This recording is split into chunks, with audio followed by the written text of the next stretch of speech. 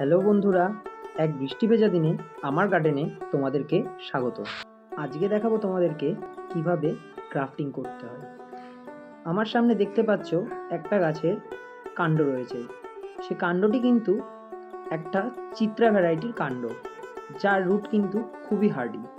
আর নিয়েছি 4 রকম বগনভিলিয়ার সায়ান, মানে ডালের টুকরো। দেখতেই পাচ্ছ 4 রকমের কালার রয়েছে।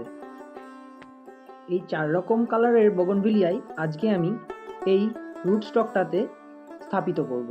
তো তোমরা দেখতেই পাচ্ছ আমি কিন্তু খুব সুন্দর করে কেটে নিয়েছি রুটটাকে।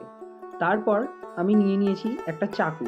এই চাকুর মাধ্যমে আমি গাছটার এখানটায় কটা ফাটল ধরাবো, মানে হালকা হালকা করে চিড়ে দেব। তো তোমরা দেখতে পাচ্ছ আমি কিন্তু এক হাতেই করছি, কারণ তোমরা সম্ভবত দেখেছো কিছুদিন আগে খেলতে গিয়ে আমার হাতটা ভেঙে গেছে। তার জন্য আমি এক হাতেই এটাকে করেছি আজকে। তো প্লিজ তোমরা সাপোর্ট করো, যাতে আমি তোমাদের জন্য আরও অনেক অনেক ভিডিও আনতে পারি।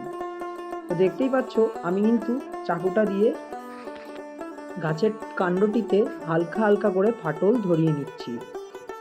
এরপর আমাদের প্রয়োজন পড়বে সায়ানগুলোর, বা গাছের যে ডালগুলো আমরা বেছে বেছে বার করেছি সেই ডালগুলো আমাদের প্রয়োজন পড়বে। দিয়ে আমরা সেগুলোর গোড়ার দিকটা একটু ছুলে পাতলা করে নেব, যাতে এর মাঝখানে আমরা এই জিনিসটিকে ঢুকিয়ে দিতে পারি। তো দেখতেই পাচ্ছ খুব সুন্দর করে আমি কিন্তু এটার ভেতর ঢুকিয়ে দিচ্ছি। আর আগেই বলেছি আমার একটা হাত ক্ষত হওয়ার কারণে আমাকে এক হাত দিয়েই এই পুরো কাজটা সম্পন্ন করতে হয়েছে। তোমাদের ভালোবাসা কারণে এটা কিন্তু আমি করতে সক্ষম হয়েছি। 4টে ডালি কিন্তু আমার এখানে স্থাপন করা শেষ।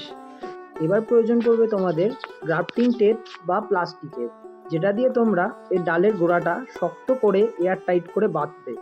তো তেমন কিছু তোমাদের হাতের সামনে থাকলে তোমরা সেটা দিয়ে বাঁধবে, যেমন ধরো সেলো টেপ হোক, ব্ল্যাক টেপ হোক, এই সব কিছু দিয়েই কিন্তু এখানে তোমরা গ্রাফটিংটা করতে পারো। দেখতেই পাচ্ছ তারপর কিন্তু আমি ওপরে একটা ক্যারি প্যাকেট দিয়ে নিয়ে তারপর আমি সেলো টেপ দিয়ে সেটাকে এয়ার টাইট করে দিয়েছি। এর ফলে ভেতরের বাষ্পটা ভেতরেই থেকে যাবে, যার ফলে গাছ কিন্তু খুব দ্রুত ওখানে তৈরি হবে। আর আমার ছাদটাকে তো তোমরা চেনোই, আর বলবে এই বর্ষার মধ্যে আমার ছাদটাকে কেমন লাগছে দেখতে। আজকের ভিডিওটা এতটুকুই। যদি ভিডিওগুলো ভালো লেগে থাকে আমাকে ফলো করতে পারেন। আর আমার ভিডিওগুলো যদি খুবই ভালো লাগে তাহলে একটা শেয়ারও করতে পারেন। অনেক ধন্যবাদ আমার ভিডিওগুলো দেখার জন্য। ধন্যবাদ সবাইকে।